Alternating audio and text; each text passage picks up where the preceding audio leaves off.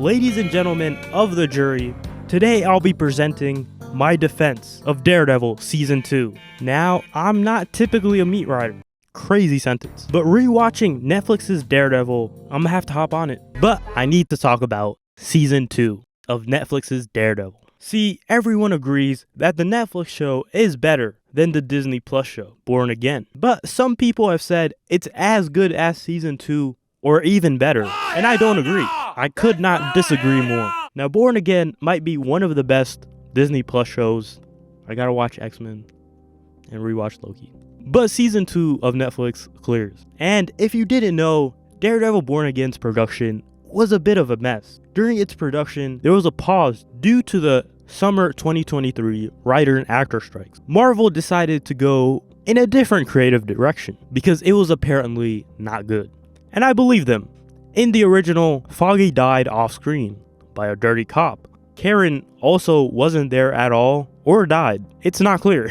And it doesn't matter. Vanessa was also recasted. They also didn't have Bullseye. So episode 2 to 7 were before the creative reboot. Episode 1 is mostly new. Episode 8 to 9 are new. I bring this all up because it's kind of obvious that it's a mess. The CGI isn't that good, and there's ADR all over it. ADR is basically when the audio sounds different from the rest of the scene. It's sometimes hard not to notice, but sometimes it's very noticeable. But Netflix's second season of Daredevil also has problems. There's more continuity errors than normal. I'm guessing it's because this season had to set up other shows. They had to set up the Punisher show and the Defenders with the Hand plotline. So this season doesn't get a satisfying ending. Like at the end of Frank's arc, the blacksmith talks about a whole nother twist out of nowhere about his family, and it doesn't get explained in Daredevil. I'm guessing this gets explained in the Punisher show. I haven't seen it, kind of forgot it existed. But all things considered, it's still pretty good.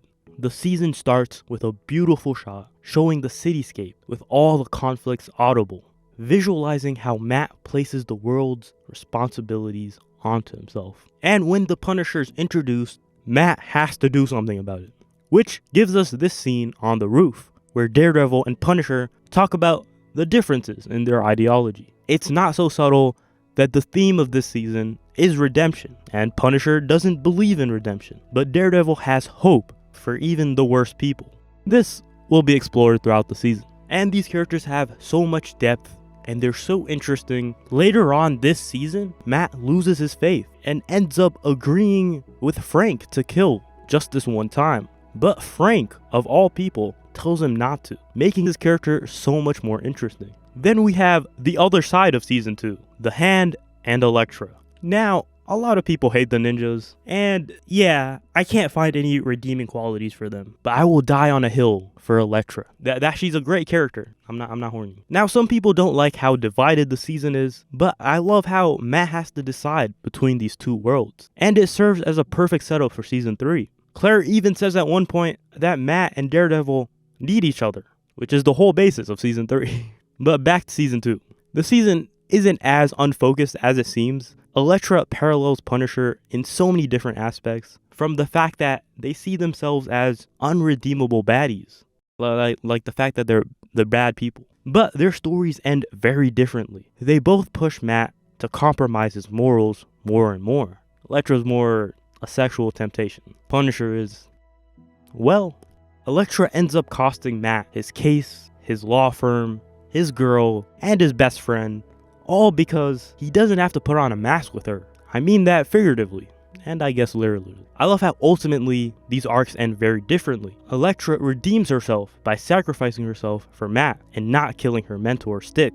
On the other hand, pun intended, Frank kills his mentor, finally becoming the Punisher. Also, that little detail of his trigger finger twitching is so peak. That's insane. But what redeems this season are all the great little details, like how much depth its side characters have, like how Stick abandoning Matt is a result of him training Elektra and getting too close, causing him to break his code and kill one of his men. So it makes sense that he stopped the relationship with Matt before it can even be formed. Another detail I like is when Matt was young, he sneaked into high-end parties, but Elektra tainted that whole world for him. So he instead goes to a cheap restaurant with Karen instead of a high-end restaurant. Also, Karen's dynamic with the Punisher is so great. Him being a big brother to her is very great. It's as a result of her friends lying so much to her that she befriends a mass murderer. Damn. Also, as I'm editing this, kind of an interesting character choice. I'm watching Punisher, and Karen and Punisher become a lot more step-bro-y. That dynamic definitely changed. Also, even Ellison, the newspaper guy,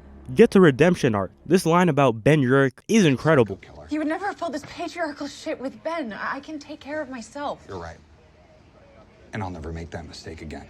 Alright, I do need to talk about the bad stuff. I can't lie to the jury. The Hand really sucks. I genuinely cannot find anything good about them. This horror-esque scene is cool, but they're really just very incompetent and unthreatening. Even though I love ninjas, there's some very dumb scenes. Why don't they use guns? It's really a shame because in season 1, Nobu was very threatening and set up really well. But in an interview, the actor that plays Nobu talked about how Jeff Loeb forcibly cut his character's original story arc because Jeff Loeb says no one cares about Chinese people. Kinda crazy. L racism. So yeah, this season was basically destined to fail. But somehow they pulled it off. It's not horrible. Now let's talk about Born Again. It also had issues, but in my opinion, it didn't need to be released right now. They had so many years since the original. What's another 2? Now, like I said, the show isn't bad. The White Tiger stuff isn't bad. Fisk is Fisk. The Punisher scenes are really good. The main problem is we've seen all this stuff before. It feels like a worse version of season 3 with elements of season 1 crammed in. I don't know why they made some of these creative decisions, but this show feels very mediocre.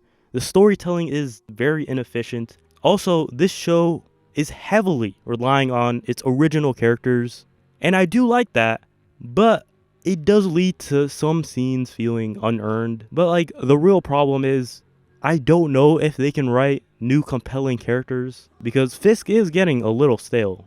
All of its original characters are kind of mediocre. They feel very unfleshed out and lack any depth. I really feel like season 2 of Born Again should be Fisk's final season. I feel like they did as much as they could. His Adam storyline is boring. There's no real tension in any of these scenes because we know he's going to be the Kingpin, and it's not satisfying to see because we didn't actually see Vanessa cheat. It just doesn't have the same impact if we don't see it. And also, Spider-Man is not coming. Marvel does not like money. Sony does not like money. No Spider-Man. You might get Miss Marvel. Legally, Spider-Man cannot show up in the show. That will not happen. And I feel like when they brought it back and they said it's going to be in the MCU, we expected interesting crossovers, interesting characters showing up in Daredevil. Instead, we got Miss Marvel's dad.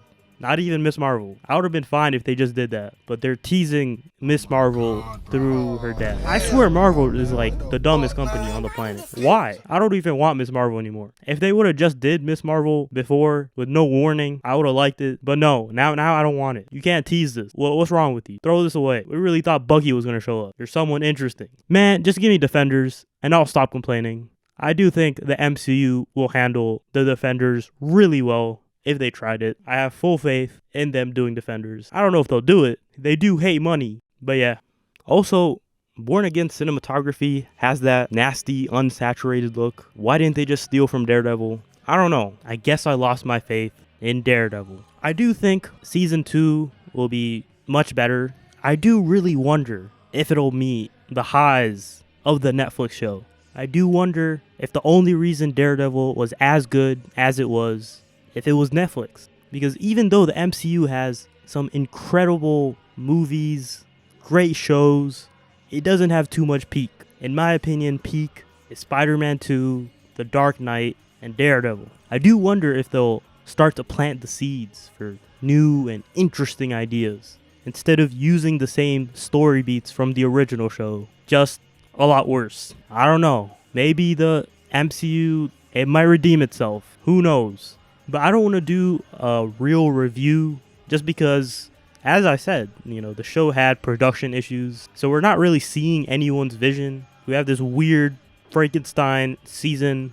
I don't think season 1 is that interesting to analyze. It's these two differing ideas fighting against each other, one being a true reboot of the series, one being a continuation. I think season 2 is where we'll really see if the show is good or not. In my personal opinion, I think the only great episode is episode 8. It really just blew me away. But yeah, the rest of the season is pretty mediocre. Episode 9 is good, but it's really just all setup. I actually did not like episode 1. I think there's too much CGI. It looks kind of bad. A lot of it feels very unearned. I don't know. There's weird character choices. I needed more time to stomach it. This is easily the worst oneer. This is not like Daredevil level. This is as good as Arrow's oneer. I don't know. Maybe I'm just hating. Like, tonally, it's all over the place. If you got too analytical, it really falls apart. But I don't want to do that. Speaking of redemption, I just thought about it. Turk is the GOAT because at the end of season 2, if he didn't have his ankle monitor, the police wouldn't come, and Daredevil couldn't have known. So the real hero of season 2 is my GOAT, Turk, and his big head. I rest my case. Even a bum character like Turk has depth. What the hell? Anyways, thank you for watching. Go ahead and comment down below. You can argue. You can say whatever you want. Don't get too violent there in the comments. I'm going to have order in the court. I need to end this vid. Thank you for watching. Please subscribe, like the video, all that. Share the video. You gotta share the video now. Liking and subscribing is not enough. All right, bye.